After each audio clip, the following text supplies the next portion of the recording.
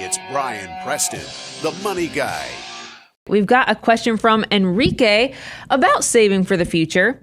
He says, you recommend saving 20 to 25% to replace 80% of your income in retirement or thereabouts. Would I be better off to focus putting my money into Roth vehicles to better control my tax bracket in retirement and minimize RMDs? What do y'all think? You recommend saving 25% to replace 80. Yep, we've got some deliverables on that. I think Enrique's question is, what you guys think about Roth? How to know if I should do Roth, and where do I put my next dollar? If it comes to putting my next dollar somewhere, is there an instruction manual that can help me do that? Yeah, if only somebody had spent some time on a resource here, because I think that is a problem. Anybody who's new to managing money, you are feeling, man, I feel like I have all these tools and resources between the Roth IRAs. People love the Roth IRAs, and we love the Roth IRAs because they grow tax-free. But is that where my first dollar should go? And that's why, guys, this is exactly what the inspiration for the financial order of operations was, is because we wanted to give you a checklist, essentially a step-by-step guide on what to do with your very next dollar. So, Enrique, let's tackle this. I mean, because I will tell you that of your investment dollars, I love Roth IRA money because there's so many positives about Roth IRAs and the fact that they grow tax-free. Now, look, all my trolls come out. I will tell you, you don't get a tax deduction on these, so they're not like triple tax advantage like the HSAs are, but they do grow tax-free if you wait the right amount of time, you're over the right age, and they don't have required minimum distributions. A lot of value to that tax-free growth. I even hope a lot of you become tax-free millionaires. However, there's a few things we got to make sure you didn't skip out on. I mean, do you have enough that if you drop your iPhone in the commode, because you're being a knucklehead and talking on your phone while you're, standing in the restroum. Is that not one of your pet peeves? I mean, it sounds like that's one of Brian's pet peeves. Is people I don't think anybody. By the way, I don't get. Moving on. I was just making an example, Bo. Don't make me feel silly about it.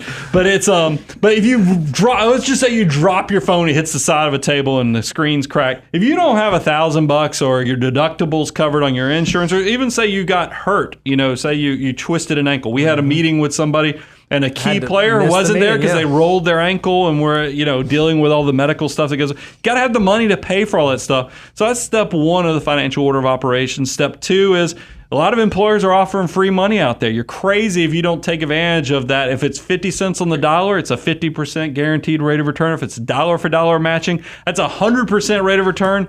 As much as I love Roth IRA money, I'd love for you, because maybe you can do it in your Roth 401k, but get that free employer money, however you have to do that. Step three, credit card debt. I mean, if interest rates just keep going up now that they're trying to fix this inflation thing.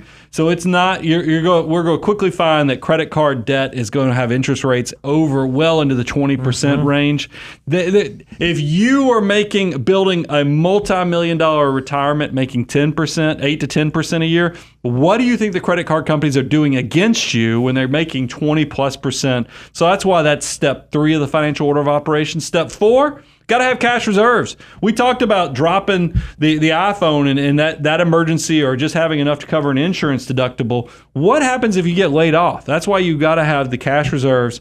And then here we are, Enrique, we made it. We're at step five, which is that tax-free Armageddon opportunity where you can look at your health savings accounts as well as Roth IRAs.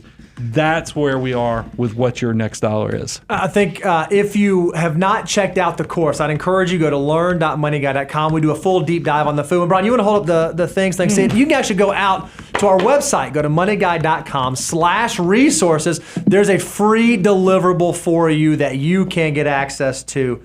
I'm going to answer one question real quick, because he just said, should I do Roth? It's really interesting. We talk a little about this in the course.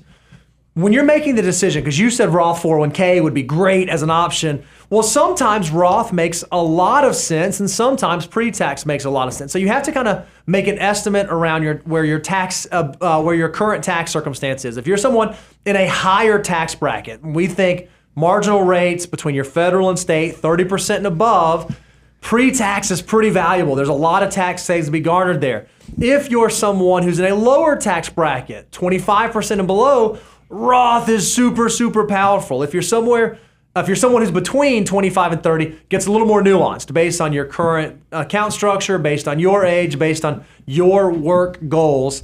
But that gives you some guardrails to know, should I do Roth or should I do pre-tax, as I'm working my way through the financial order of operations.